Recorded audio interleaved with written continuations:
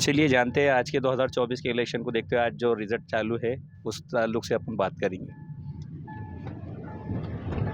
आपकी क्या राय, आज किसकी सीट आएंगी? देखो 2019 के अंदर जिस तरह से जो रोल हर्षवर्धन यादव साहब ने निभाया था, 2,83,000 मतदान उन्होंने लिया था। अगर वही भूमिका 2024 के अंदर संदीपान भुमरे जी अगर निभाते हैं तो इम्तियाज़ जलील साहब जो है तो 100% जो है तो उनकी सीट यहाँ से निकल सकती है, ऐसा मुझे लगता है। अच्छा, नेशनल लेवल से अगर आप देखते हैं तो किसकी सरकार बनना चाहिए? सरकार तो इंडिया अलायंस ही बनना चाहिए, है ना। किस मुद्दे पे बात कर रहे हैं आप इस? मुद्दे क्या है, बेरोज़गारी के मुद्दे हैं, कितने मुद्दे हैं। अब मैं मुद्दे इतने बताते चलूँगा आपको तो आपको वक्त कम पड़ जाएगा, मुझे भी वक्त कम पड़ जाएगा। मुद्दे तो बहुत है ना।